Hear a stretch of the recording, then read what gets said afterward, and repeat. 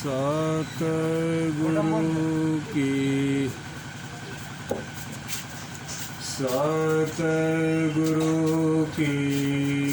महिमा अनंत अनंत किया उपकार नेतर अनंत उभारिया अनंत दिखावनहार नेतर अनंत उभारिया अनंत दिखावनहार।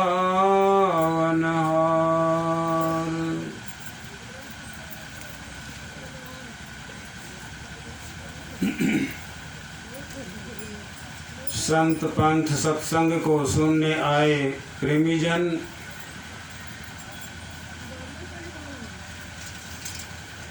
अभी हम लोग रामचरितमानस से श्रवण कर रहे थे। जिनके रही भावना जैसी प्रभु मूर्ति देखी तिन्ह तैसी।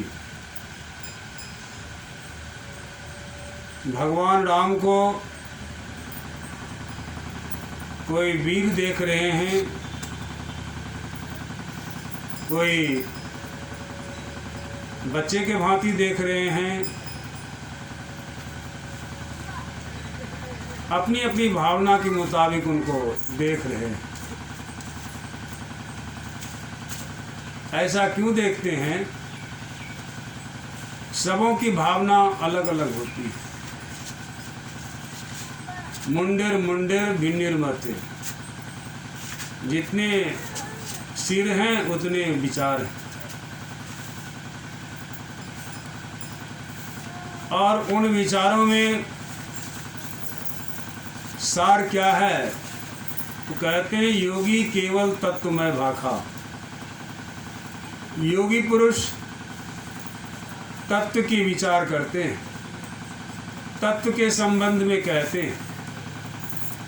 यह संत पंथ सत्संग तत्व की ही विवेचना व विशेषता बतलाने, सिखाने, समझाने के लिए आया है। वैसे तो प्रायः सभी अपने को चतुर समझते हैं, कोई अपने को कम नहीं समझते, परंतु संतों के ज्ञान के मुताबिक संसार के लोग चतुर तो होते हैं, लेकिन उस तत्व को नहीं जानते, जिस तत्व को जानने के लिए यह मनुष्य का शरीर मिला है। इसलिए कहते हैं कोई चतुर न पावे पार नगरिया बाबरी। यह संसार जो है, बाबरी से तात्पर्य सबकी मति मारी गई है। सबकी मति संसाराभिमुख के तरफ, व्यवहारिक सत्ता, प्रतिभाषिक सत्ता के तरफ लगा हुआ है। लेकिन संतों का कहना है कि यह जो शरीर मिला है, जिसने तुमको यह शरीर दिया है, शरीर देने वाला भी तुम्हारे अंदर ही है। उनका ऐसा विचार है कि शरीर दिया हूं इसलिए कि वे मुझको जाने। लेकिन हम शरीर देने वाले को नहीं जानते, नहीं मानते, और स्थूल संसार को ही सब कुछ मानते जानते। वह परमात्मा हमारे आपका जो सृजन किया है, वे भी इसी में हैं। किस तरह से हैं कहते हैं लाल लाल सब कोई कहे, सबकी गांठी लाल, गांठी खोल के परखे नाही, तासे भयो कंगाल। गांठी क्या है? उपनिषदकार कहते हैं विद्यते हृदय ग्रंथि छिद्यन्ते सर्व संशया, क्षीयन्ते चास्य कर्माणि तस्मिन् दृष्टि परावरे। जिन्होंने उस परम तत्व परमात्मा को देखा व जाना पहचाना है, उनकी हृदय की गिरह गांठ खुल गई है। वह गांठ क्या था? संसार और परमार्थ, ये दोनों दुनिया के लोगों को एक ही मालूम पड़ता है, लेकिन जिन्होंने संसार को तो देखा ही, संसार के परे परमार्थ को जिसने देखा है, परमार्थ का अर्थ है परम अर्थ, सबसे बड़ा धन, सबसे बड़ी शक्ति को जिसने देखा, जिसने जाना है, वो उसके बारे में कहते हैं कि वह लाल जो है सबके हृदय में। लेकिन उस लाल को, गांठ को खोलना नहीं जाना है। तो लाल के गांठ को खोलना नहीं जाना है तो वह लाल को कैसे देखेगा? एक सज्जन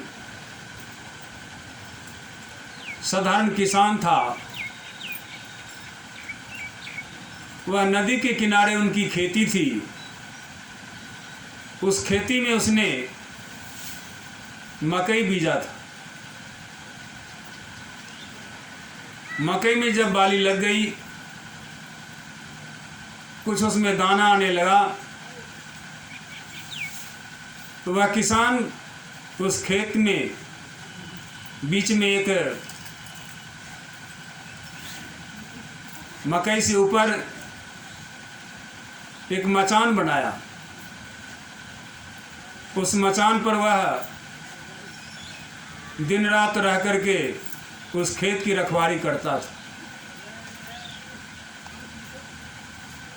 खेत की रखवाली इसलिए करता था कि दिन में पशु ना खा जाए, कोई चोर ना तोड़ ले, और रात में जो है जानवर गीदड़ वगैरह जो है उस बाली को ना तोड़ के बर्बाद करे। इसके लिए वह रखवाली करता था।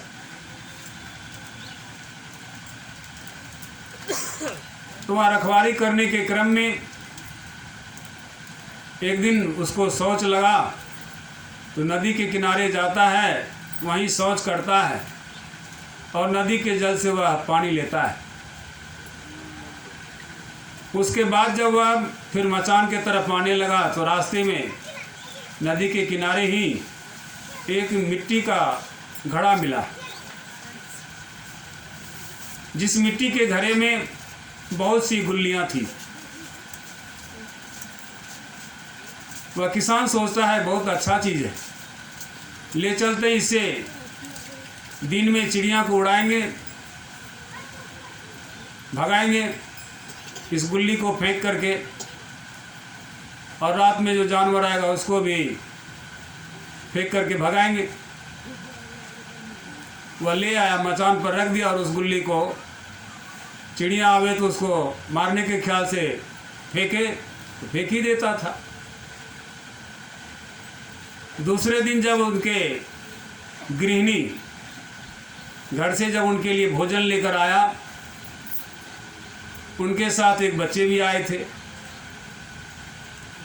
वह जो मकई में फेंका था गुल्ली को, बड़ा अच्छा था गुल्ली, वह बालक उस गुल्ली को ले लेता है और माँ के साथ फिर वह घर चला आता है। घर में आकर के आसपास के लड़कों के साथ वह गुल्ली के साथ खेलता है। गुल्ली बड़ा चमकीला था, देखने में सुंदर लगता था। उसको क्या पता कि ये क्या है। खेल रहा था, उस होकर के एक जौहरी आ रहे थे। जौहरी ने देखा उस गुल्ली को। गुल्ली तो साधारण था नहीं, वह तो लाल था। उस लाल को देख करके उस लड़के से कहता है कि ऐ जी, इस लाल को बेचोगे? तुमको हम बहुत रुपया देंगे। वह दौड़ा हुआ गया, अपने माँ को बुलाया, माँ से उन्होंने बात कराया। कहा इस गुल्ली का, तुम लोग गुल्ली समझते हो लेकिन ये गुल्ली नहीं, ये लाल है, इसका कीमत बहुत है, फिर भी हम अपने क्षमता के मुताबिक इसका कीमत देंगे। कहा ठीक है, दे दीजिए। उसको क्या पता, तो उसको जितना पैसा था वह उसको दे दिया। मान के चलिए 1 लाख रुपया दिया होगा। वह रुपया लेकर घर में रखा और जौहरी उस गुल्ली को लेकर चला गया, लाल को लेकर चला गया। जब रात में उसके घर वाले आए, उनको बताते हैं कि देखिए, कल जो बालक को साथ में लेकर गए थे वहाँ पर जो आपको भोजन कराए, तो यह एक गुल्ली ले आया था। उस गुल्ली को यहाँ के एक आदमी ने खरीदा, बहुत सारे रुपये दिए हैं। वह रुपया देखता है, उसको भी आश्चर्य हुआ कि कैसी गुल्ली थी जिसका इतना सारे रुपया दिया है। इतना तो हमारे फसल से भी नहीं होगा जितना इस गुल्ली से हुआ। काश मैं यह जानता कि यह गुल्ली कोई महत्वपूर्ण चीज़ है, तो घड़े में तो बहुत गुल्ली था, मैं सारे फेंक दिया। चिड़िया को उड़ाने में, पशुओं को मारने भगाने में मैंने गुल्ली सारे फेंक दिया। वह एक ही गुल्ली बचा था जो लड़का ले आया था, उसका इतना कीमत मिला है। इस कहानी से संकेत है कि हम मनुष्यों को यह जो शरीर है, यह क्या है? ये मिट्टी का घड़ा है। इसमें हम आप जो श्वास लेते हैं, ये ज्योति और शब्द जो है इस शरीर के अंदर में, यह क्या है? यह लाल है। एक श्वास का इतना कीमत है जितना कीमत की संसार के कोई भी आदमी नहीं दे सकता है। यही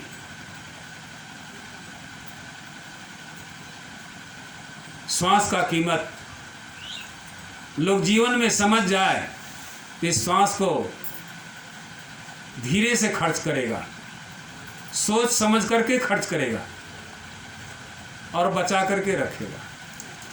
लेकिन इसका कीमत नहीं जानता है, इसका महत्व नहीं जानता है। और यह महत्व कब पता चलता है?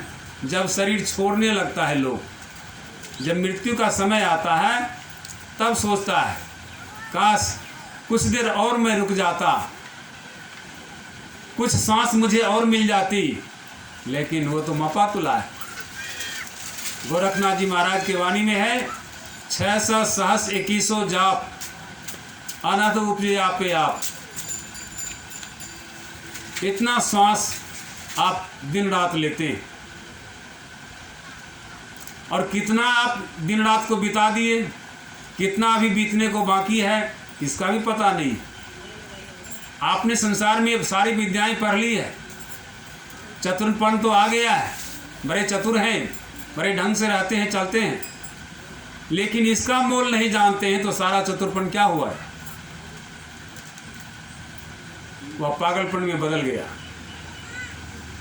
वही आदमी यदि पहले जानता कि यह गुल्ली बहुत कीमती है, ये लाल है, तो उसका महत्व देता।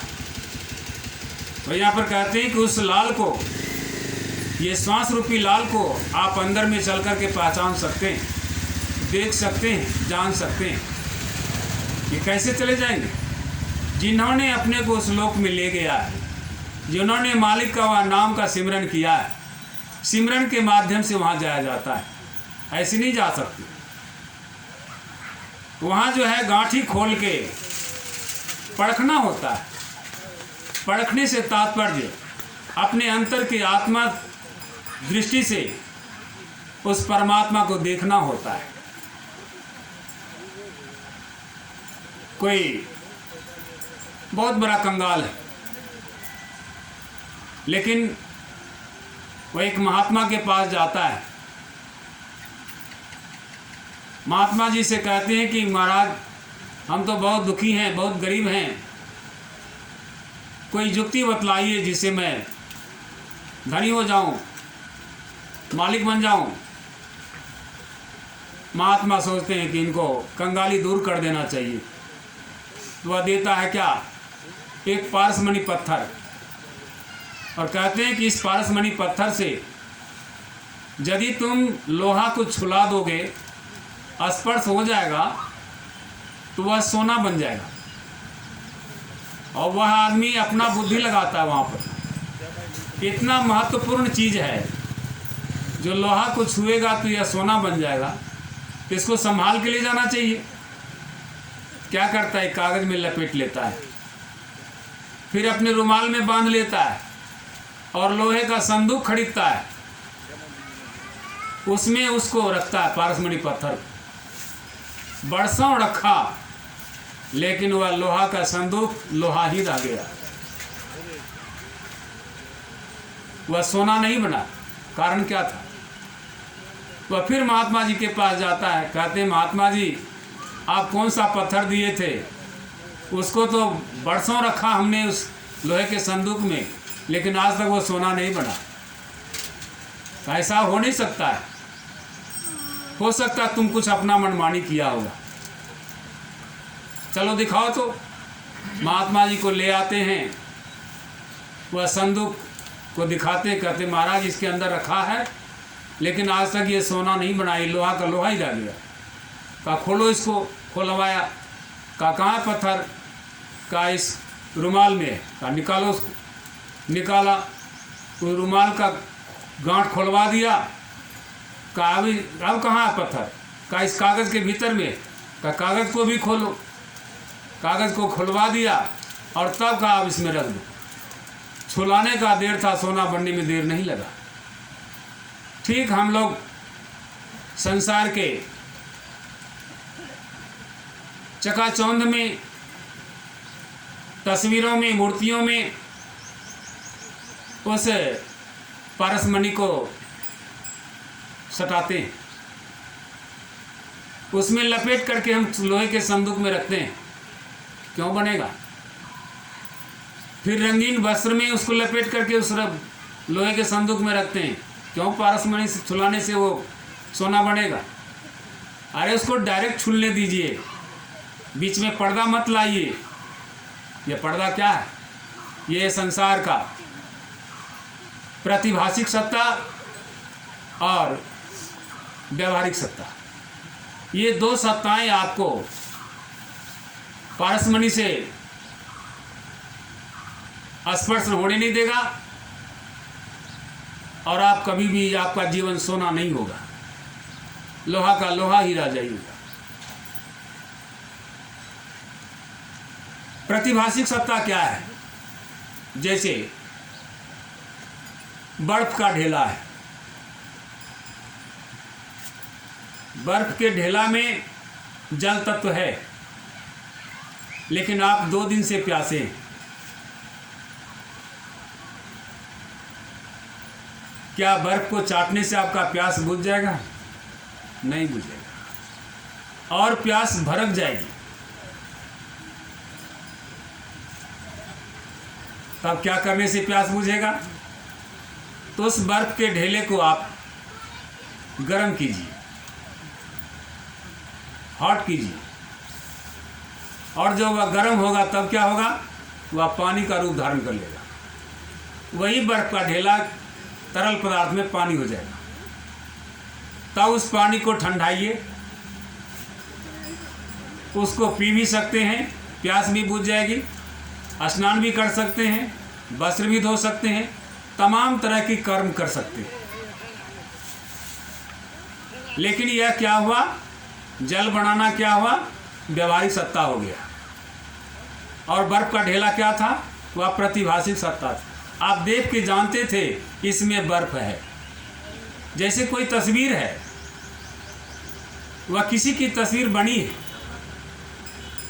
उसके बारे में आप जानते हैं कि इसकी तस्वीर है तो ये ऐसा रहे होंगे, ये तस्वीर वाले ऐसा रहे होंगे। आज भले ही वो नहीं है, लेकिन ऐसा रहे हम। लेकिन इतना से काम चलने को नहीं, अब इसको व्यवहारिक सत्ता में लाना होगा।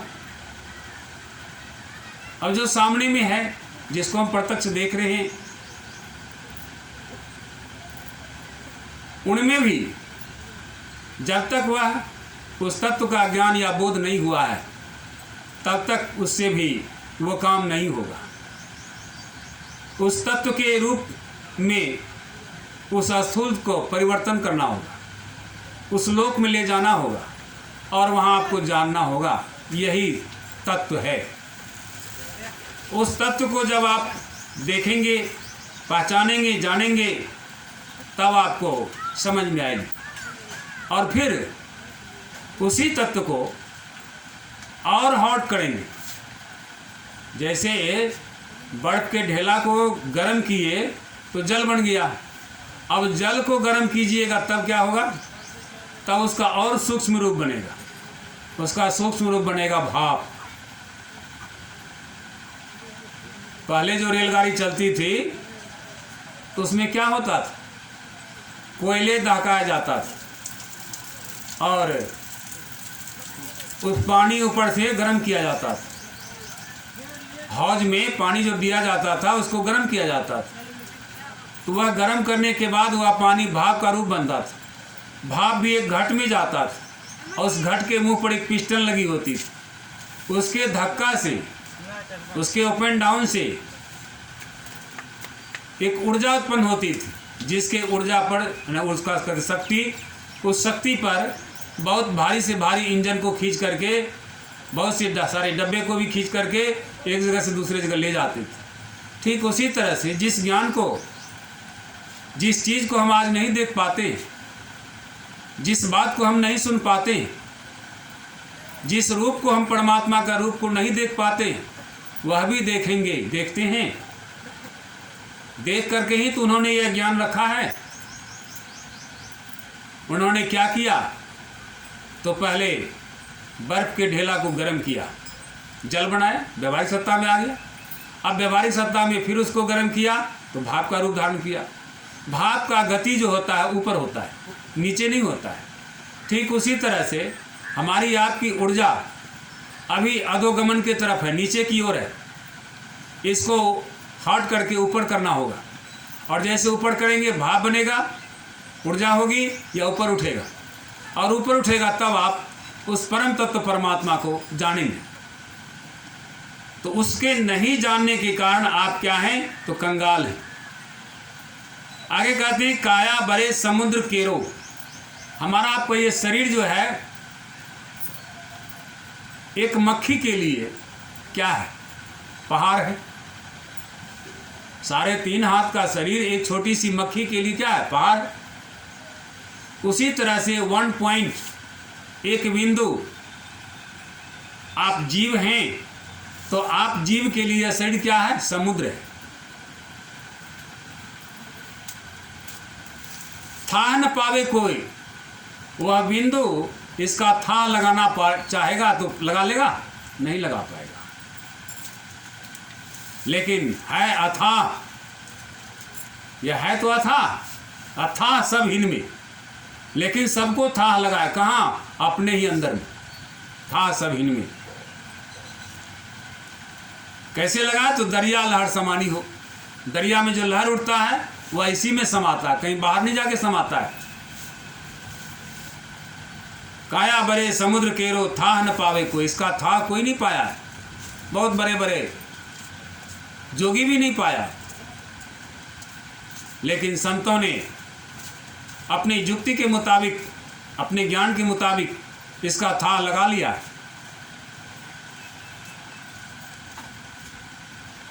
मन मड़ी जई है डूबी के, हो मानिक पड़खे सोई।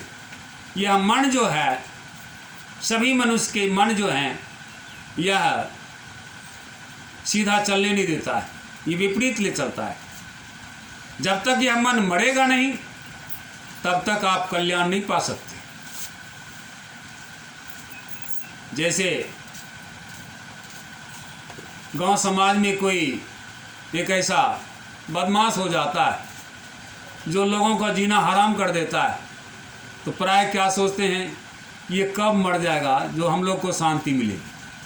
ठीक उसी तरह से हमारे आपके शरीर के भीतर 14 इंद्रियां हैं, 5 कर्मेंद्रियां, 5 ज्ञानेंद्रियां, 4 अंतःकरण की इंद्रियां। लेकिन इन 14 इंद्रियां में एक प्रधान है, कौन? मन। मन सबका प्रधान। और इसके अंदर यह जीव भी रह रहा है। कैसे रह रहा है? जैसे 32 दांतों के बीच यह जिह्वा रहती, ठीक इसी तरह से रहता है। लेकिन इसी शरीर के अंदर में एक आत्मा राजा भी है। आत्मा राजा की बेटी है जीव, और यह जीव इस 14 के बीच में रहने के कारण या किसी एक प्रधान नौकर से, ये 14 इंद्रियां क्या है? राजा का नौकर है। इन नौकर से प्रेम करता है, कौन? जीव। जीव जो मन से प्रेम किया तो उसकी क्या गति होती है? कोई राजकुमारी राजा के नौकरों से प्रेम करे, संबंध बना ले गलत, तो लोग उसको क्या कहेंगे? राजकुमारी कहेंगे?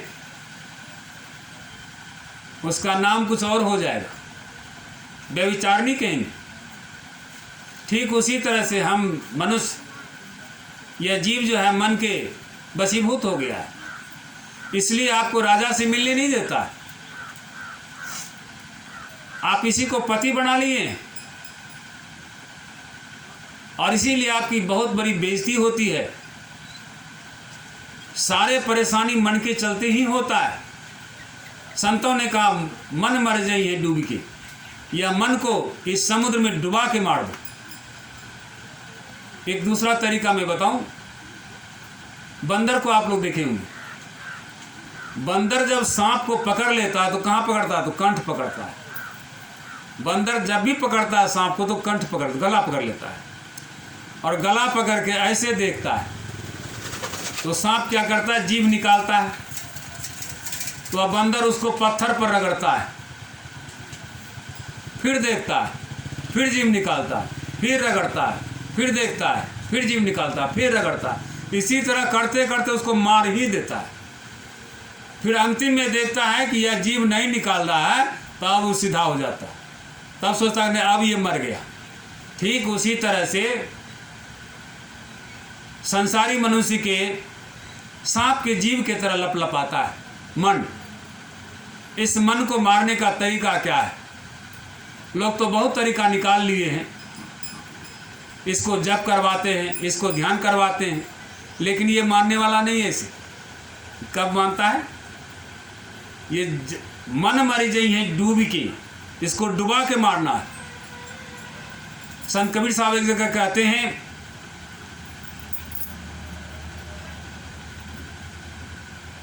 डुबकी मारी समुद्र में निकसा जाए आकाश, गगन मंडल में घर किया हीरा पाया दास। यह समुद्र में डुबकी मारना है, और मारेंगे डुबकी समुद्र में, लेकिन जाएंगे किधर? आकाश की तरफ। क्यों? तो ऊर्जा है। और उस गगन मंडल में, अंतराकाश में जो अपना डेरा बना लेगा, शून्य में अपने को टिका के रखेगा, तो वह उबड़ जाएगा, हीरा पाया दास। और इसको कहते हैं शून्य ध्यान सबके मन माना, तुम बैठो आत्म स्थाना।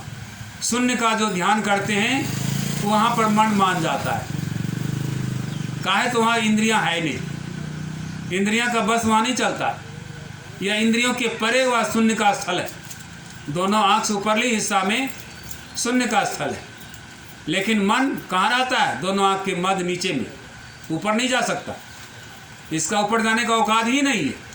ऊपर तो तब जाएगा जब यह मर के उलट जाएगा। जैसे सांप किसी को काट लेता है तो वह उलट जाता है।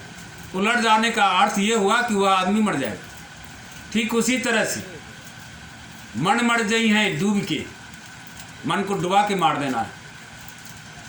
और मन से प्रेम नहीं करना है, मन से दुश्मनी करना है। प्रेम किससे करना है? तो राजा से करना है, आत्मा से करना है। तब हम सुहागवती हों। तो जब यह मन मर जाएगा डूब करके, तब क्या होगा? मानिक परखे सोए, वह मानिक चेतन ज्योति को वह परखेगा, पहचानेगा, यही मैं हूं। ऊंचा महल अगमपुर जहवा संत समागम होई। यह ऊंचा महल जो है 8 अटा की अटारी मझारा, आंख से ऊपरली हिस्सा में भी 8 महल हैं। वह 8वीं अटारी जो है महल जो है, वहाँ पर क्या होता है? संत समागम होता है, वहाँ और का समागम नहीं होता है। बाहर में जो लोग, बहुत लोग इकट्ठा होते हैं, उसमें एक कोई महापुरुष होते हैं जो उनका सत्संग चलता है, तो लोग कहते हैं ये संत समागम है। संत समागम का अर्थ ये नहीं होता है। संत समागम का ये अर्थ होता है वहाँ सिर्फ संत ही होते हैं, असंत नहीं होते। वहाँ पर संत का समागम होता है। तो वही कहते हैं ऊंचा महल अगमपुर जहाँ, वह अगमपुर जहाँ है वहाँ संत का समागम, खाली संत ही वहाँ है, असंत वहाँ हो नहीं सकते, वहाँ जा ही नहीं सकता। लेकिन बाहर में जो संत समागम मानते हैं, यहाँ पर 99% असंत ही जाते हैं, संत तो नहीं जाते। उसी 99 में कोई एकाध आदमी संत का शरण ग्रहण कर ले तो वह फिर संत समागम में समा जाएगा, उसके तरफ जाएगा। लेकिन वह 98 तो उधर का उधर ही रह जाएगा। क्यों? तो उसके भाग्य नसीब तकदीर में लिखा ही नहीं, वह उसको चलेगा, मानेगा ही नहीं।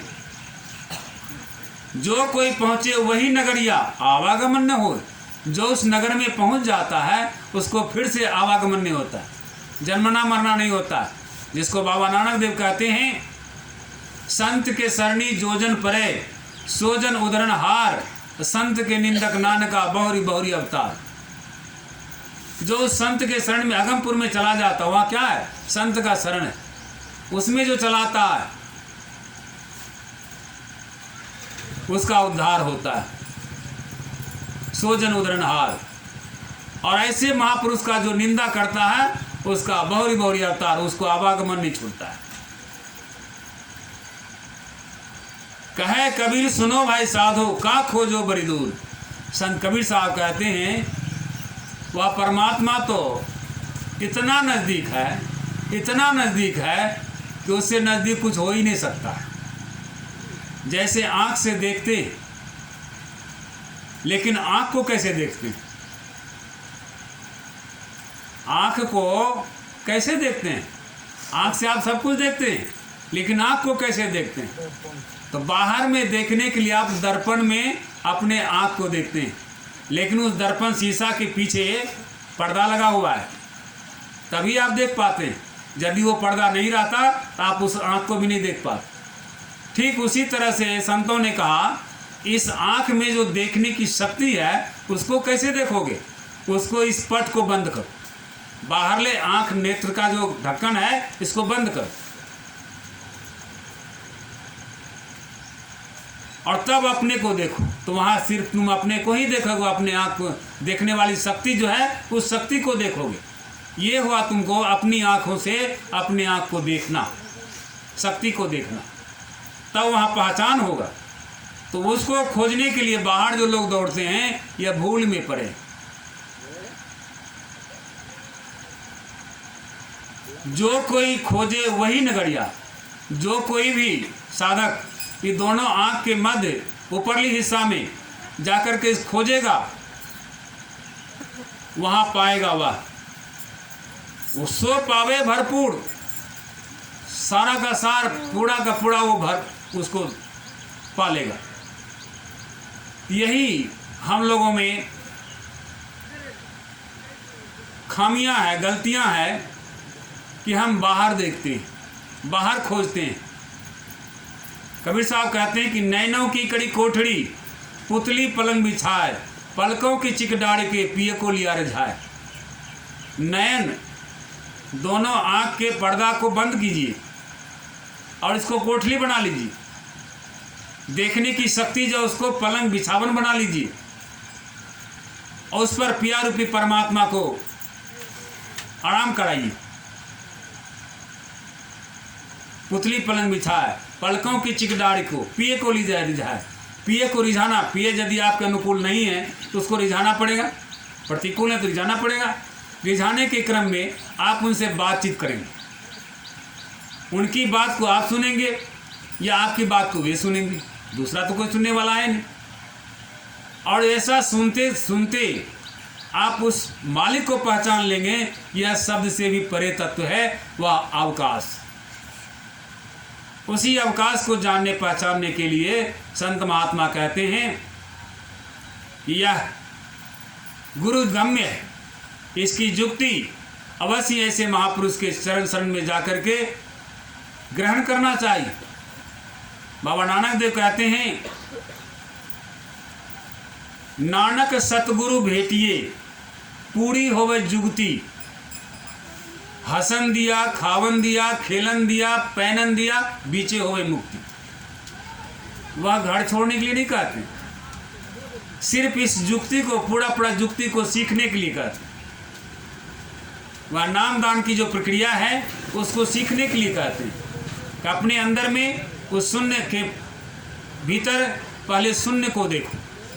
शून्य को जब देखते देखते वह अंधकार से प्रकाश में परिणत होगा, सुबह का फरीच जैसा साफ हो जाएगा, तब वहाँ पर प्रकाश पूरा देख पाओगे। और उसी प्रकाश में दिन का जो कोलाहल होता है बाहर में, वही अंदर के बहुत से धुन हो रहे हैं। उन बहुत से धुनों में आपको एक धुन को चुनना होगा जो मालिक का धुन है, जो सीधा अपवर्ग से आता है। उस अपवर्ग के शब्द को पकड़ के मालिक के पास अपवर्ग को चले जाएंगे, तो इसी क्रम में आपका मुक्ति व मोक्ष निश्चित है। लेकिन इसके लिए आप यदि व्यवहारिक सत्ता में ही भूल गए, इसको नहीं किए, इसका महत्व नहीं दिए, तो फिर क्या हो जाएगा? खावन दिया, खेलन दिया, पहनन दिया, इसी में आप भटक जाएंगे। इसमें रहते हुए अपनी ख्याल को, अपनी सूरत को उस मालिक के नाम में जोड़ करके रखिए, तो आपका निश्चित रूप से अपना कल्याण होगा। इसी सत्संग को सुनाने समझाने के लिए यह संत पंथ का सत्संग, जिसको सुन करके पहले होता है सुनना, करना नहीं होता है, पहले सुनना होता है। इसलिए गोस्वामी जी लिखते हैं, सुनी समझाई। जब तक सुनेंगे नहीं तो समझेंगे क्या, समझेंगे नहीं तो करेंगे क्या, करेंगे नहीं तो पाएंगे क्या। इसलिए कहते सुनी समझाई, जन मुदित मन, आनंद मन से इसको सुनिए और समझिए। मज्जहि अति अनुराग, जो बड़े प्रेम से इसको मज्जन करता है, अभ्यास करता है, लहा ही 4 फल, उसको 4 फल मिल जाता है। कहाँ? तो साधु समाज प्रिया। साधु समाज में, साधु के संग में, साधु के सेवा में, गुरु की भक्ति और साधु की सेवा बिन कछु नहीं पाई हो। यदि कुछ पाने की इच्छा है, तमन्ना है, तो आप अवश्य ऐसे साधु के सत्संग में जाइए, सत्संग को सुनिए, कीजिए नहीं। सत्संग करेगा कोई एक, जो आपको सुनाएगा, उसकी क्रिया जारी है, लेकिन आपकी क्रिया नहीं है। आप तो सिर्फ बैठ के सुन रहे हैं, यह क्रिया नहीं है। लेकिन जो सुना रहा है उसकी क्रिया हो रही है, और वह सुना रहा है जो उस मालिक से जुड़ा हुआ है। आलतू फालतू बात वो नहीं सुनाता, वो मालिक से जुड़ा हुआ है, मालिक की बात को सुनाता, समझाता है। ऐसे महापुरुष के लिए ही कहा है, साधु साधुन के सत्संग में रह निस दिन भी ना हो। जो इस साधुन के सत्संग में भींज करके रहता है, उसका परम कल्याण होता है। यही आप लोगों की सेवा में थोड़ा सा कहा।